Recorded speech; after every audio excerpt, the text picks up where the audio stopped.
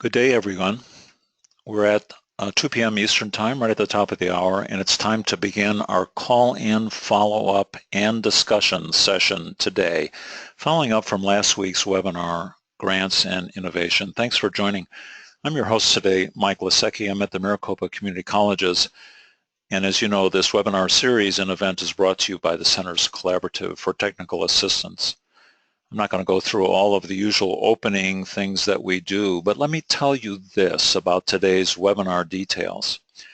During this webinar, and the reason we're having it is for questions, you can ask your questions via the question window just by clicking on it and typing in your question, or you can raise your hand and then I'll open up your audio system or your computer system. Here's how that works. On this screen, if you turn, you can see we're pointing to the lower icon. There's a stack of icons on the right-hand side, and there's a little hand icon there. In fact, I'm going to ask Stu R. if he could raise his hand. Look, all right, everyone, if you look at your screen under attendees, you'll see that Stu has raised his hand. Stu, I'm going to unmute your microphone now and ask you to say hello. Go ahead. Hello, Mike. Oh, good, Stu. That sounds good. I'm going to now mute you, Stu, turn you off, and lower your hand. So, folks, you can see how that's going to work. If you have a question today, raise your hand or use the question window, and I'll unmute you, and we'll work out our audio check and our audio system as we go through. Great. Let me go to the next slide because that's our presenter slide. Those of you that were here last week recognize that we have Dr. Celeste Carter. She's the lead program officer, the Advanced Technological Education Program at the National Science Foundation. Celeste, would you say hello to everyone? Hi, everyone. Oh, good. Your audio sounds... It's a pleasure to be with you today. Thank you, Celeste, for joining. Your audio sounds good. Ann Beheeler, your presenter today also. You're the PI at the National Convergence Technology Center at Collin College in Texas. Ann, say hi. Hi, everyone. Glad you're with us. Great. So this is an interesting session today. We haven't really done one like this before. We knew there was a lot of questions regarding this topic of grants and innovation, and we wanted to give our attendees a chance to do this. Why don't I start the ball rolling today? I've got some questions that came in by email, Celeste, and I'll direct the first one to you. So here it is. Okay, there's about 1 million items that are required to go into the narrative section of the proposal, but it's only 15 pages long. The person is amazed how much they're being asked to put in, and yet the restrictions that are being placed on that length. So Celeste, could you comment, what's the best strategy? I mean, how do you allocate the space you have to the requirements? Does that question make sense? Yes, it certainly does. And I think what I would do is fall back on something that one of the people who developed this program, Dr. Gerhard Salinger, came up with, which was you can really craft a very competitive proposal if you respond to 5 different questions. The first one is, what is your need? And in the case of ATE, one of the things that doesn't work is, well, we just think it would be great if we developed a new nanotechnology program, but there's actually no industry around, and our students would finish and get a degree in nanotechnology and not be able to get a job. So need along with that kind of information is important. Then what exactly are you proposing to do? And I know last week Ann presented the idea that you want to not have too many goals. So you're developing a new program. What does that involve? How will you work with your industry partners? Will they allow you to do a DACM analysis for your curricular materials?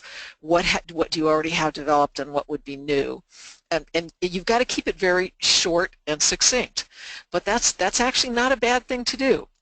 The third one is, do you actually have the people with the necessary expertise to actually teach and develop that program? 4, how will you know if you're successful? That's your entire evaluation and assessment plan.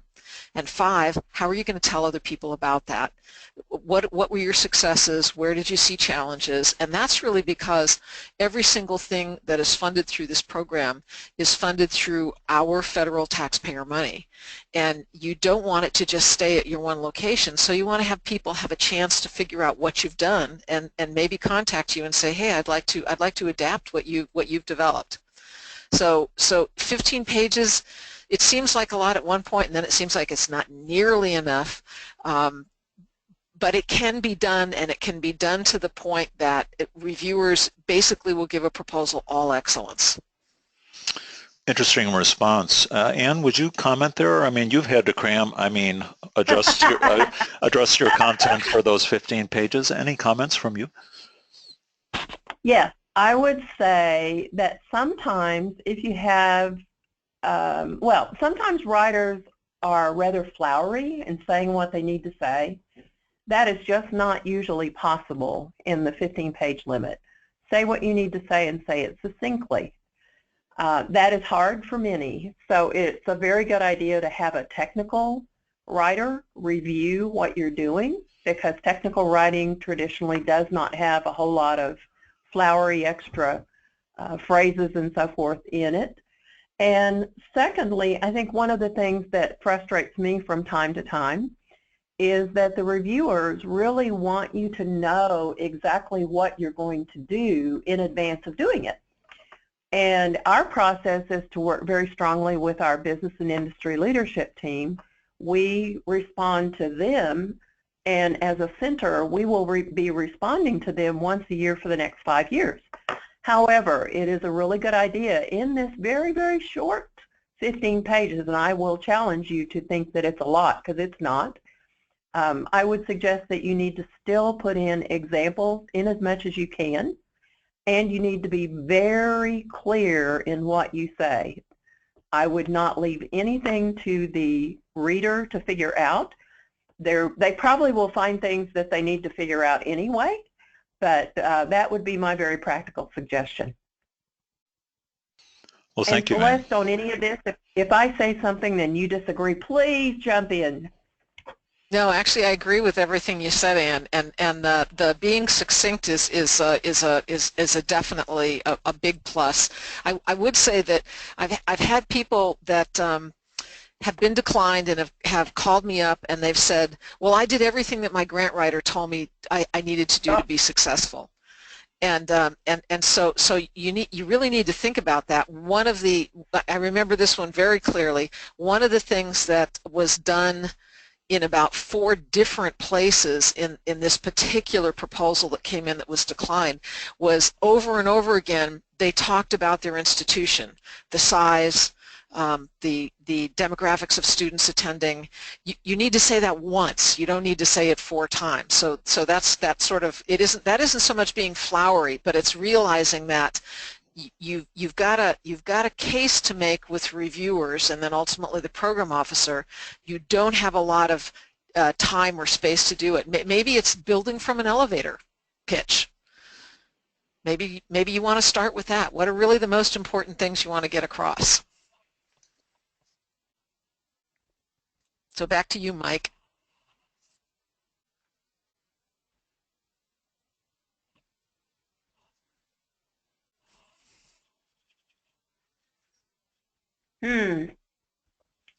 Mike appears to be on mute. I don't know why.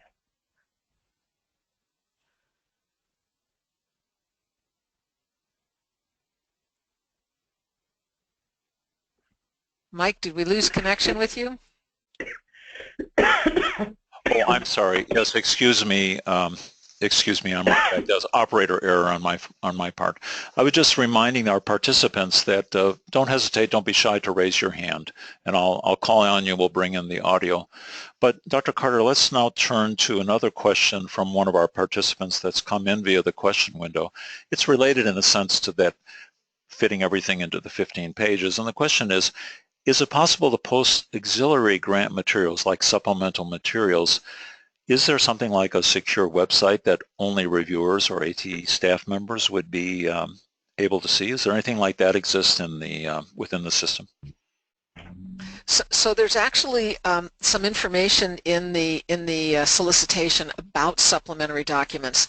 There isn't any place to post it electronically, but you are allowed to provide some supplementary documents. I usually will caution people, don't overwhelm the people that will be reviewing your proposal. You do, as a reviewer, get a stack of 10 or 12 proposals that you want to read, and if most of them are, well, let's say you have 15 pages, you've got 5 or 6, 7 pages of budget, so you're up to 22. You've got all of the people's bio sketches, so let's say that brings you up to 32. And then let's say you put in 50 pages of supplementary documents so that your proposal is twice as heavy as anybody else's that people are reading. You don't want to make a reviewer angry because they think they have that much extra stuff to read. So you want to be selective about it. In some cases, it could be that you're not allowed to provide letters of general support, but in the case of ATE, people want to know who are your committed industry partners and what are they going to do. So it could be that local industry X says, we are committing to work with this project and our role will be to offer 6 internships a year for students in this program. That's a commitment letter and that's acceptable. Perhaps you want to have an example of an assessment or survey instrument. You have to have the evaluation plan in the 15 pages. But you could have an example where you could say, we actually have a validated survey that we've developed, and just to give reviewers a chance to look at that, it's in supplementary documents.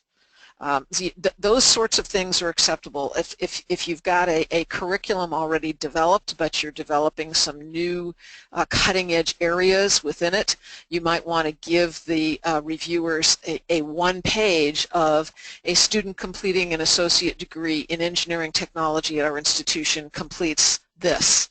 And you know, pretty much I think for all of us, you can do that in 1 page. And then in your project description, you're saying, in addition, this is what we're doing to change that. So, so yes, there's an opportunity to use supplementary documents, but don't abuse it. Good comment. Anne, have you used supplementary in your proposals? Of course. But if I'm not mistaken, we're limited to 30 pages total now. At least that's what I was told, and that's what we did the last time we submitted anything. We do have commitment letters from our businesses. We use it for that for sure, and really not for a whole lot more than that. You know, that's hard. It's hard. It's hard to get it all in. Celeste, I did a strategy. I wonder if it was effective. I guess I don't know because I have no idea what the reviewers thought, but we had 6 different industry partners that wanted to write letters of commitment to the proposal, but instead of having 6 letters, we had them jointly sign a single letter just to make it, you know, a little clearer. Do you think that's effective? I actually think it is, and you're right. It saves paper, right? In one sense, because a lot of people still want to read a proposal that's been printed out. Some people are adept at reading on the computer screen, but again, if you have one letter of commitment with very specific, you know, this industry is providing this, this industry is providing this, and they've all signed it. I think that's a much stronger and easier thing for panelists to read than 6 different letters. Speaking of panelists, yeah, go ahead, Ann. Yeah. And to jump back in here, I just looked at my last submission. Yeah. We happen to be a center and have several partners that are getting subawards. I also have a letter from each of those subawardees essentially saying what they've committed to do and signed by a higher level officer, either a vice president or a president at their college. Sure. And then for the centers that we work with that are going to be committed to doing something with us, we actually have letters from them. And that's about all. Okay, interesting. And we did the built letter that was a combined business and industry leadership team with some representative samples. I think 5 or 6 of them signed the same letter. But they also stated that it had been reviewed by the entire panel, and it had been. Oh, You know, Celeste, speaking of the industry side, when you form a panel review team, are there industry members on it? And you can see the question is thinking like, you know, how much should we target industry as a reviewer here? Does every review panel have an industry member? We certainly want to have an industry member on every single panel. Sometimes we're very successful with that. Another option that is open to us and actually works pretty well is there are quite a few faculty on our campuses that have actually come to the community or technical college via industry.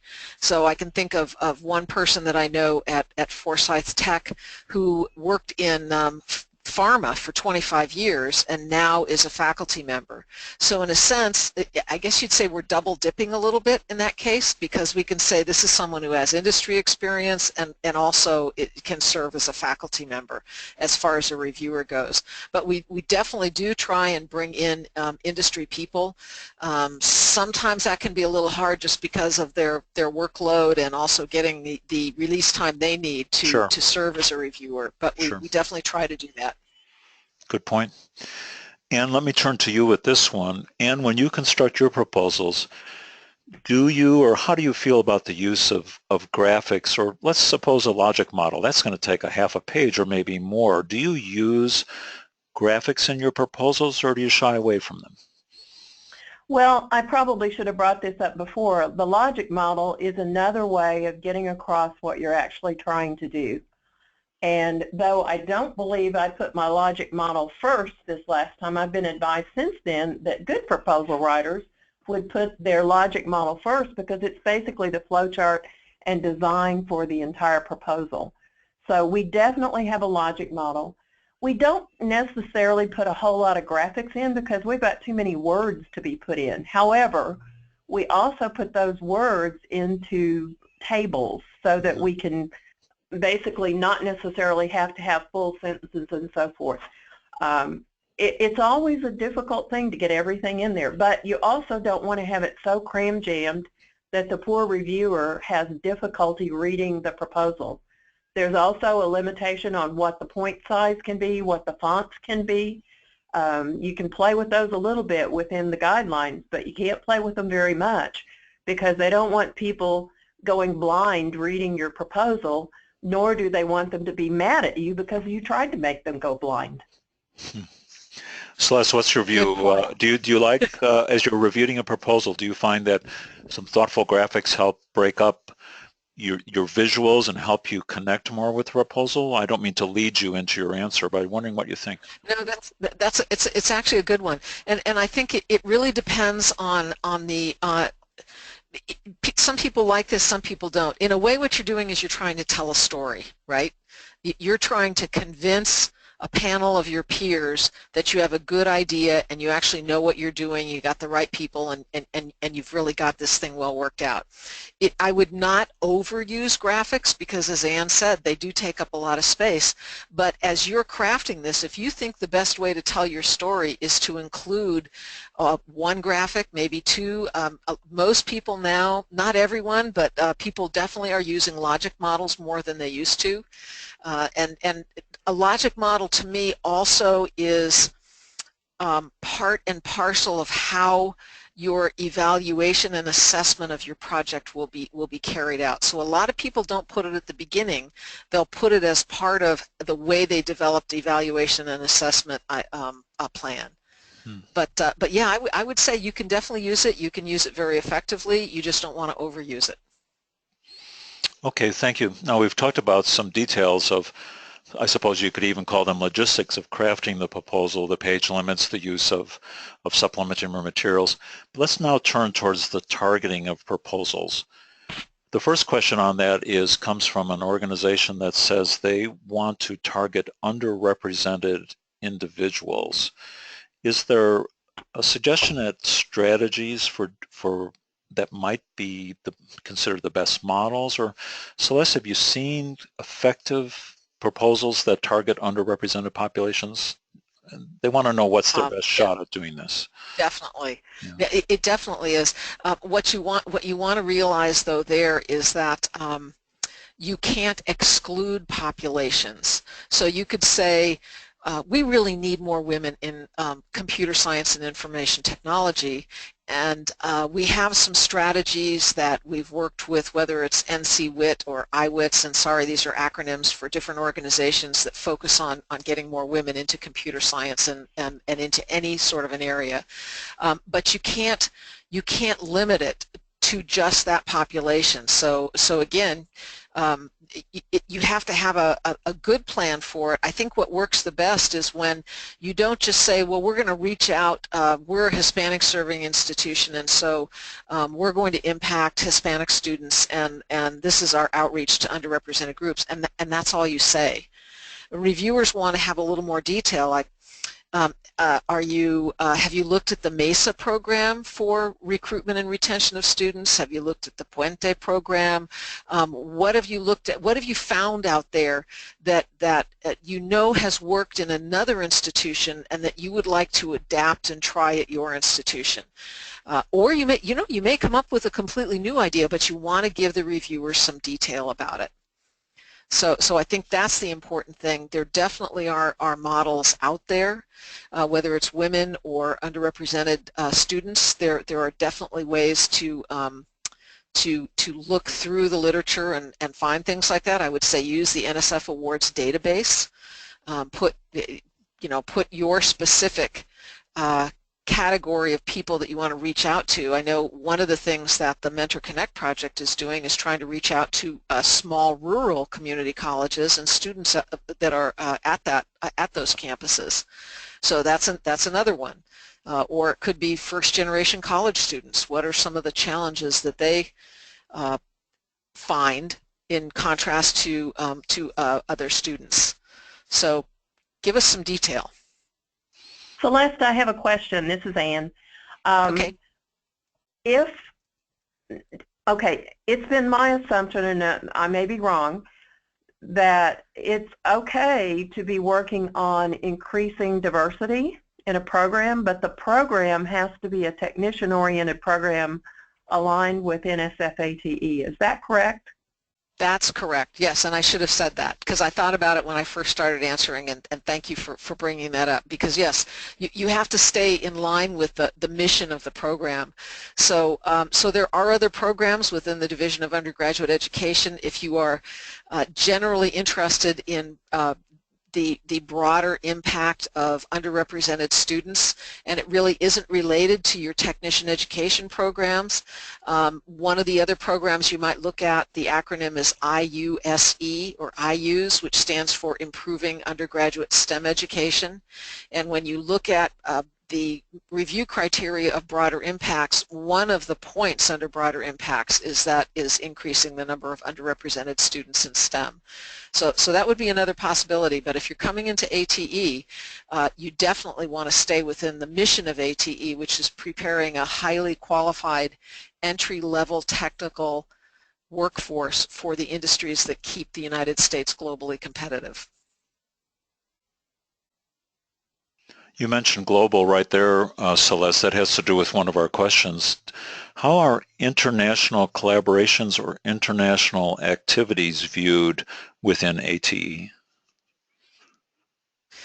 Well, we've had a few options over the years where the division that supports international activities at the National Science Foundation has actually co-funded some things to allow students to go and actually have an international experience.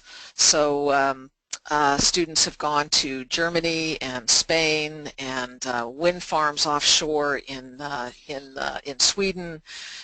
So I mean, those possibilities are available at times. Part of it is going to depend on the budget that you can request and whether or not you would have enough funding to actually do something like that. I think it's a great thing to do.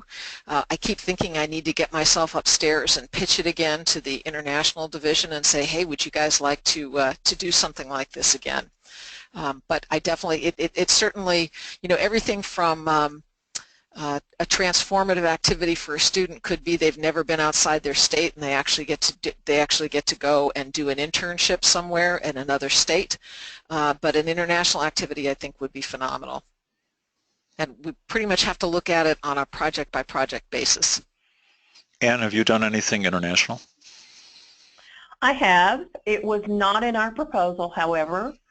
Our business and industry leadership team member, the man who was at the time the lead for the Office of Innovation for Dell, had been talking about what we were doing in our relationships with the businesses, and he'd been talking about it broadly within Dell, and it turns out that someone in Canada, Dell, heard about it and asked me to come up to a conference in Canada to work with not only Dell, but several businesses and several educational institutions to basically talk about how we do what we do and how we get the tight engagement.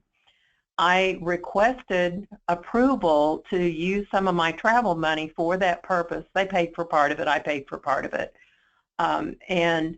It turns out that I requested from the program officer approval for it and justified why we thought it was going to be useful, and it was approved. There are restrictions. If you travel, you need to travel on an American carrier, and I don't remember what else other than making sure that the program officer approves. Celeste, anything else?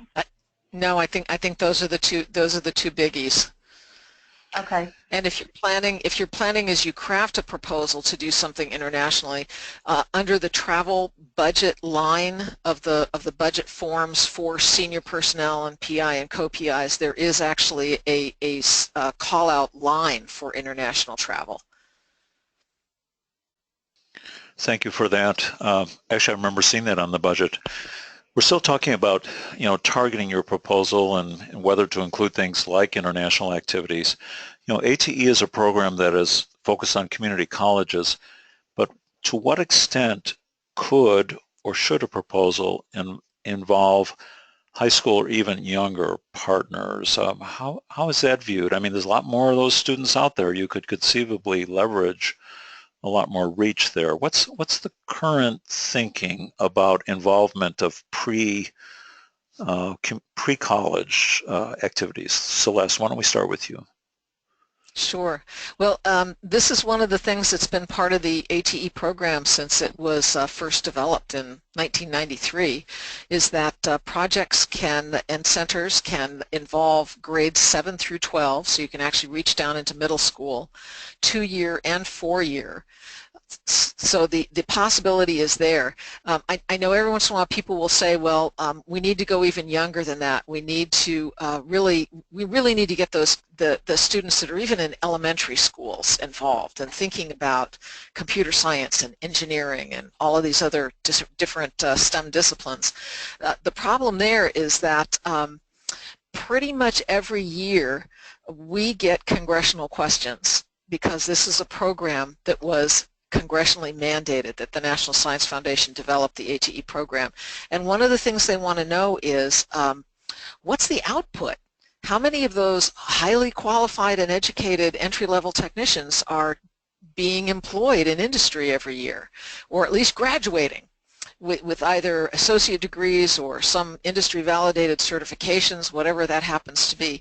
It would be very, very hard to build a case that we're being responsive in this program if we had a large number of projects that started at grade 3. Would be a long time before we'd ever have a technician coming out of that pathway.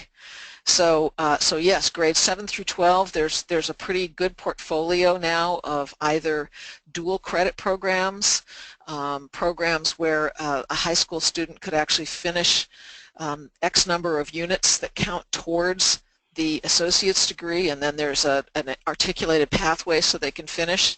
In some cases that can move on to a 4-year. Part of that depends on what industry says they'll hire. If industry is adamant and says our entry-level technical people all have to have a 4-year degree, then you need to have a pathway prepared so that you can actually get students through that pathway and interviewing and hopefully getting those jobs. Good point. Ann, you have anything to add there? Well, I think it's important to work with high schools, but not solely with high schools, because I will say that if you are writing a grant and you ever hope to write another grant, one of the things that is required is being able to show results of prior support. And in the results of prior support, correct me if I'm wrong again, Celeste, but the strongest thing that I can talk about is completers and placement in industry. And even if you're working with juniors in high school and it's a 3-year grant, you're probably not going to get completers in that case, and probably not placement in industry, so that's going to be kind of hard to pull off. Similarly, though, we also work with universities, and as a matter of fact, in IT, there are so many new content areas that are being added in that we are actively going to be pushing the 2+2+2 type coupling on a go-forward basis, so that we can ensure that the quote-unquote entry-level technician knows enough to really be competitive and get hired. There's just so much more being added into the fundamental knowledge that has to be covered. But with that said, our university partners are partners. They aren't I guess, the real major impetus of our grant. Our major focus is community colleges. And oh, by the way, we work with high schools for the pipeline, for the pathway coming in. And we work with the universities because the reality is many industries want 4-year degrees, even if they will hire an associate degree student for beginners, for starters. Sure. Celeste, what's your feedback on that? No, I think that's absolutely right, and that you know, that's one of those ones where I've got to justify the impact, and certainly if anybody who's writing a proposal, you also need to think about it. One of the things that people have done is they'll do, in addition to the work they're doing on their own community technical college campus with the students that are enrolled there in their program, maybe you do summer outreach activities like the coding camps are huge right now. Maybe you're in a computer science IT area. I keep moving to that. Must be Ann, because we're presenting together. But maybe that's something you do for your middle school. You open something like that up as a sort of career awareness thing. So it's not a major goal and objective of your program as far as getting completers out and into the industry, but it's something you think is really important. So I think that that's something that can also work. Well, and one thing we've done in the past is we've run a summer camp that has a nominal tuition to cover the cost of providing that summer camp. And we've been able to work, we haven't gone below middle school, but middle school is 6th, 7th, and 8th year. And we have been successful at that because the parents, a lot of the parents in our region work, and the parents are hunting for exciting things that their kids can do for the summer rather than having them hang around and watch cartoons. So, I mean, I don't mean to be derogatory in saying that, but they want something active for them to do that's actually going to challenge their minds. Well, thank you both for those comments. Let's turn to the call-in line now. I have a hand raised from Elaine Johnson. Elaine, I'm going to open your audio system. There it is, Elaine. Would you like to forward your question? I would. I'm interested in having some response about the formerly funded grants like the TAC grants and how you suggest we can sustain some of those activities that were begun and now are finished, and how best to do that through ATE. That's for you, Dr. Carter, to start. Okay, thanks, Elaine. Nice to hear from you too. So I think what you want to keep in mind there is writing a proposal saying, well, we just finished a round 2 TACT award, and we had great outcomes and everything worked really, really well. And so what we really want to do is we want to keep that going. That's not going to review very well with panelists. What you want to say is, we just finished our round 2 TACT and we did a great job. You know, we met our goals and objectives. This many students were impacted and have been able to be gainfully employed. You know, however you want to put your results of prior support, and then you want to say, and through these activities, some unexpected outcomes or challenges were realized. What we would like to do is to address those challenges or outcomes in a new project. This is something that is an outgrowth of a TACT, but this is moving in new directions for us. So you want to be very specific that this is, please don't just keep giving us money. You want to say, we have some new innovative things that we learned because we had this award, and this is how we would like to address them. So falling back on that, underrepresented students, maybe you actually had a plan in your TACT award to bring more underrepresented students into your program, and you found that of your activities, a few of them worked okay, but really when you surveyed students and went out into your community, you found that maybe there were 3 or 4 things that people were really looking for that you hadn't even considered. You could come in and say, these were challenges we didn't even know existed, and we think we have figured out a way to address them, and this is what we'd like to do. So that type of telling your story in that way, I think, can be very, very effective. Anne, as a TACT awardee, do you have a follow-up comment there? I do. Yeah, we had one of the $20 million round 1 TACT grants, and the biggest thing I can say is that we had the National Center and the TACT grant at the same time, and I basically made sure that they both supported each other, but no duplication of effort occurred. And as the TACT grant was concluding, we made sure that it was known by people that the curriculum that had been developed by the TACT grant, which was IT, actually it was infrastructure IT, cybersecurity, programming, and geospatial technologies. Well, we don't do programming and we don't do geospatial technologies for the most part, a little bit of programming. We let it be known by folks that the National Convergence Technology Center would be a dissemination point for the curriculum for infrastructure IT and cybersecurity and some programming courses. So what we did was basically use what was there. It didn't make any sense to go off and recreate anything. Let's use what's there and provide it to others. But in terms of asking for NSF support to continue the work, no. It needs to be something new, that's really not hard to come by in IT. Okay, thanks for your comments. Elaine, I'm going to put you back onto mute just to maintain the audio quality of the phone call. Thank you for that. If you have another question, Elaine, or anyone else, please raise your hands. Let's turn to another audio call. Donnie Willis, I'm going to unmute your phone. Donnie, can you say hello? I see a hand raised from Donnie. Donnie, are you on audio? Your microphone is currently unmuted. Can you hear me? Yes, now we can. Go ahead. Okay. Well, I guess my comment was really based on, if you wait until the upper level grades to try to recruit underrepresented students, most of those you lose by the 6th grade. And so a lot of the students have been, you lose them because of outside influence. What can we do to target those younger? And I know everybody's looking for results and they need to see something fast, and everybody want to, show that they are doing things to bring in those numbers, but you really have to plant the seed years and years and years and kind of wait for the harvest to come.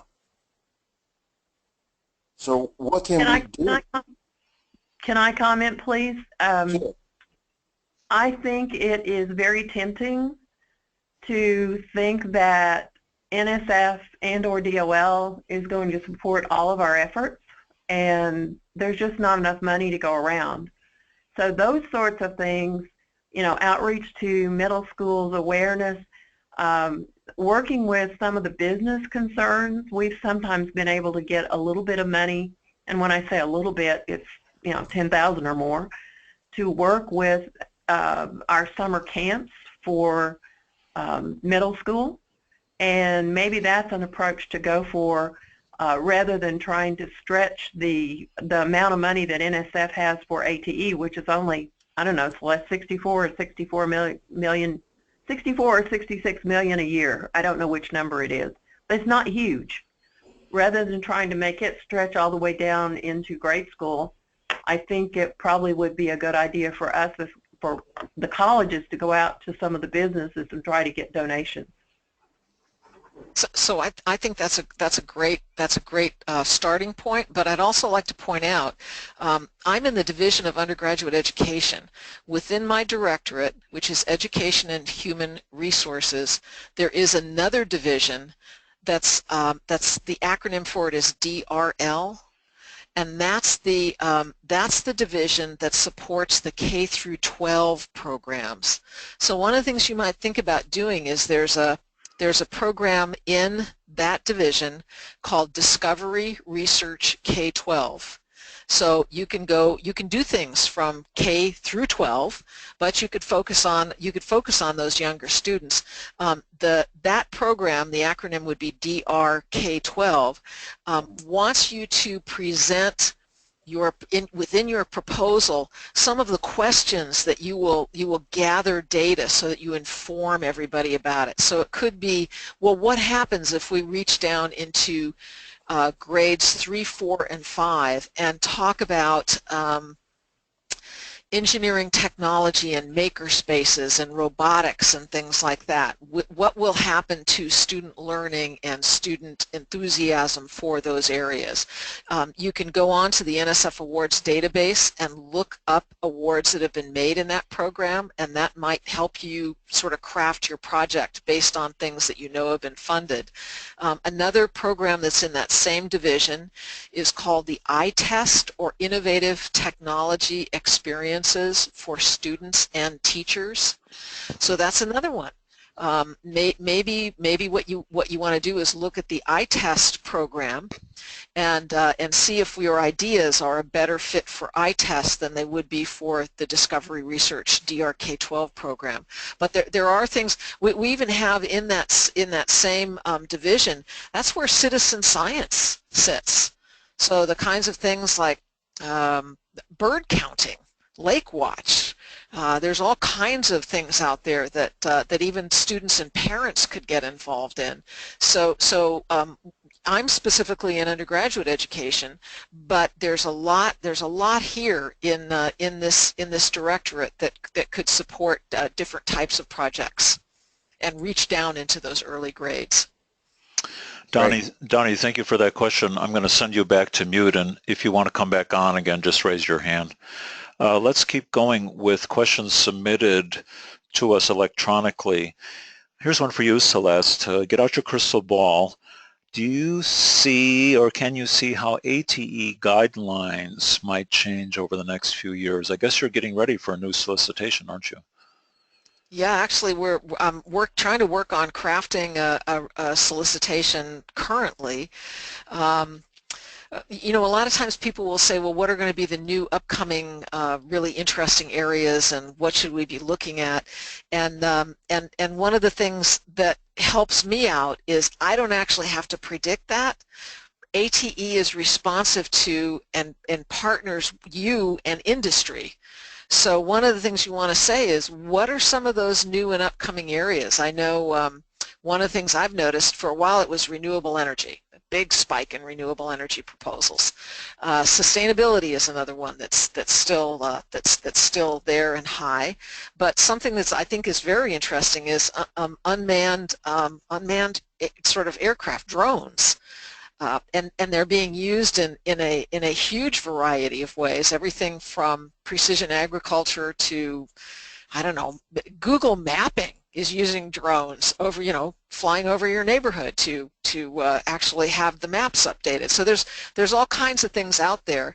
As far as the program goes, certainly anticipate that we'll still have the the 3 tracks of projects, which includes small new to ATE projects, as well as a larger full-size project, centers, and we also have a targeted research on technician education track, which is looking at more of the applied research. What do we know about what really works? What can inform the community more broadly about best practices and different types of research projects like that.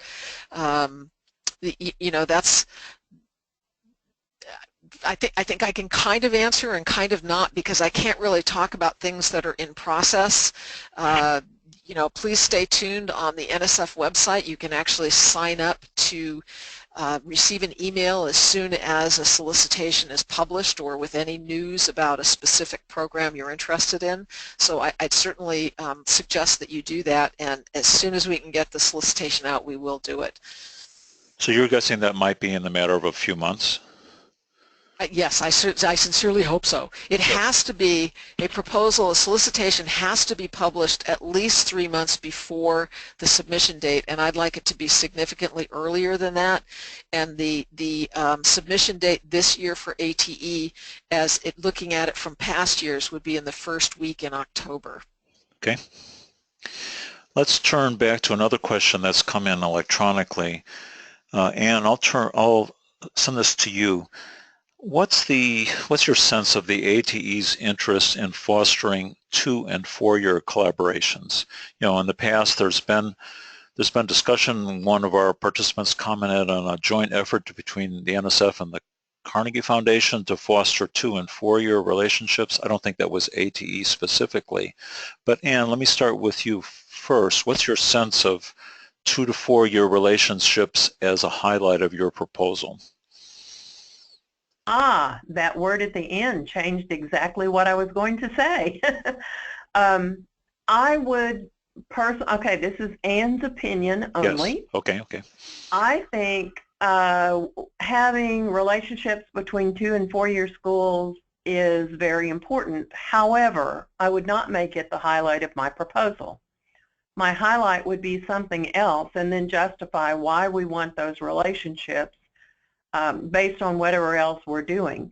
For example, what we're doing in IT, as I mentioned, the content area is growing so fast that we've got to figure out how to get high school and universities involved to get people adequately trained for the workforce. Not to say that we can't do a good job in our 60 hours, but we either do that, or our businesses are going to have to, when they put 3 more courses in, they're going to have to figure out what 3 they want us to take out. And so far, I haven't been real successful with them wanting to eliminate too much. So I do think the relationships are very, very important. We have relationships with universities, and we will continue to foster those relationships. However, our grant is not run by the universities. We do have partners that are universities, and that's kind of a different focus. Celeste, a comment on the 2- to 4-year relationships? I think they can be really important, and we certainly have some cases where the fiscal agent is a 4-year.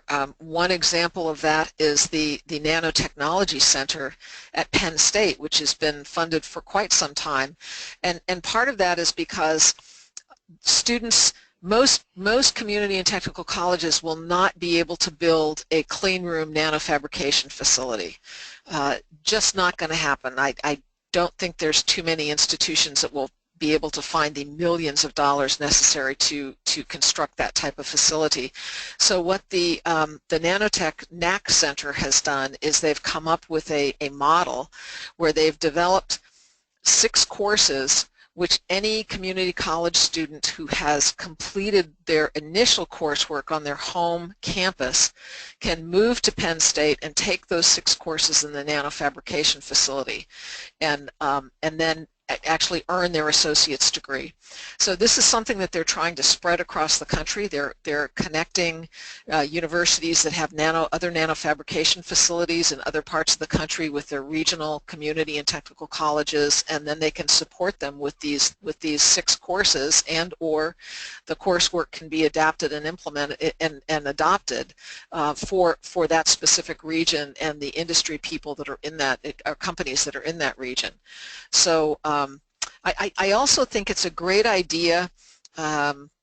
This is something that's coming up more and more, is the idea that we need to really develop in our students the idea that not just our students but all of us need to be lifelong learners.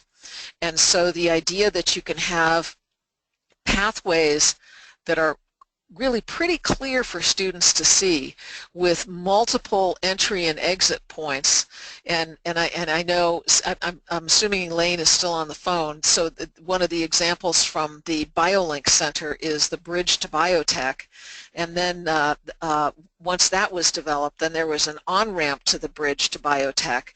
So those are stepping down as far as the expertise of the person and the background they have for their readiness to enter a biotechnology program.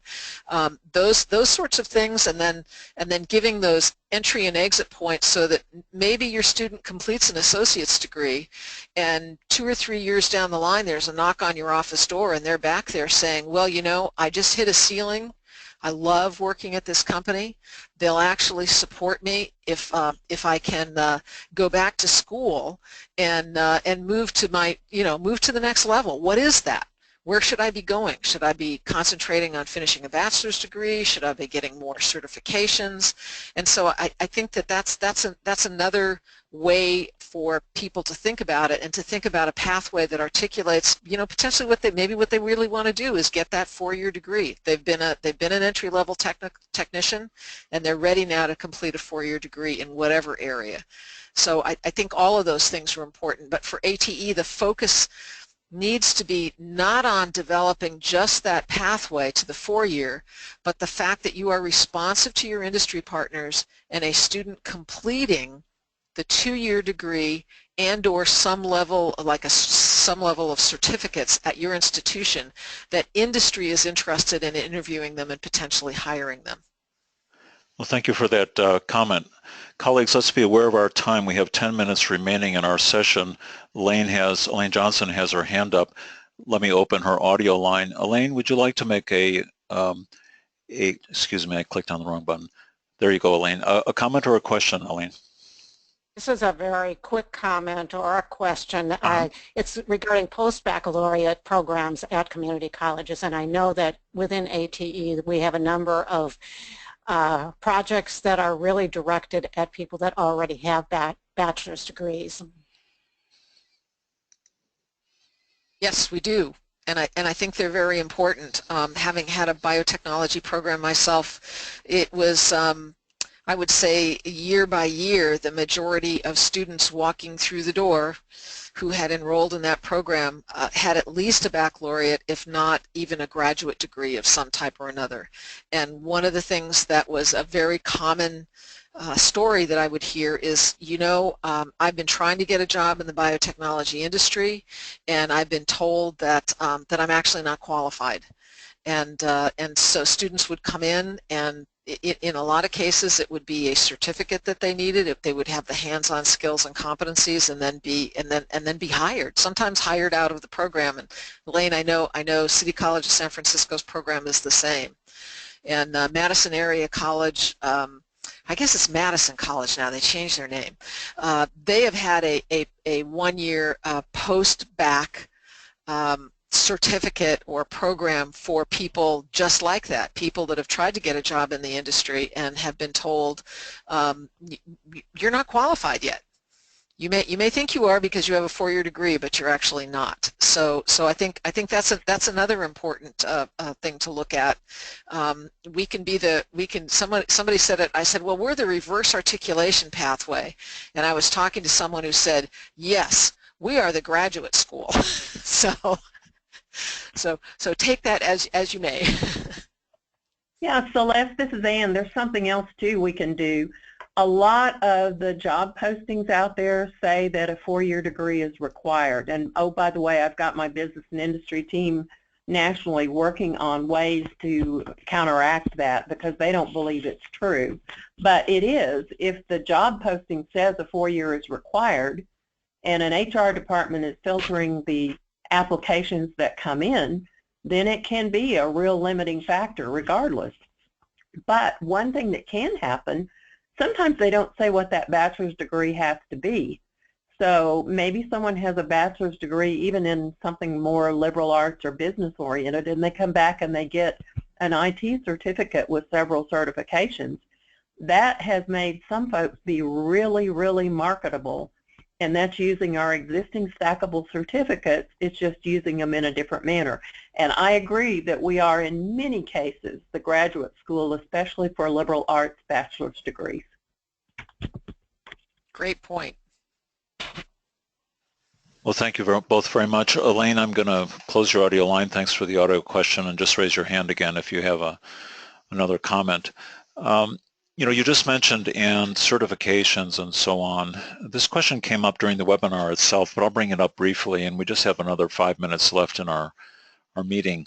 Skill standards and certifications are very important today. Is that okay in ATE? I mean, I know historically the focus has been on that 2-year degree, but suppose a student is driving towards that industry certification or working against a set of skill standards to develop competencies. How is that viewed? And Celeste, I'll start with you. So I think that's becoming more and more important. One of the things the Florida ATE Center, FLATE, has done is to support faculty with curricular materials so that all of the students in either manufacturing or engineering technology programs in that state are prepared to take the MSSC certification exam. And I think again, with ATE, you want to think about what does industry say they're requiring. Are there certifications that the industry recognizes that they're asking for in those job announcements?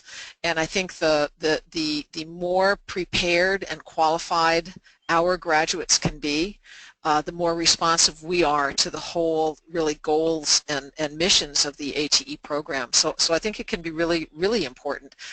Some of the hard part is there's lots of certifications out there, and I think probably IT maybe has the most that are widely recognized. You know, Microsoft, Adobe Photoshop, right? I mean, almost all of us can list a few. How many of us can list, I don't know, 5 or 6 in advanced manufacturing or, you know, maritime industry or things like that? I don't know those areas well enough, and we need industry to be saying we're looking for that, for us to really think about incorporating that type of preparation.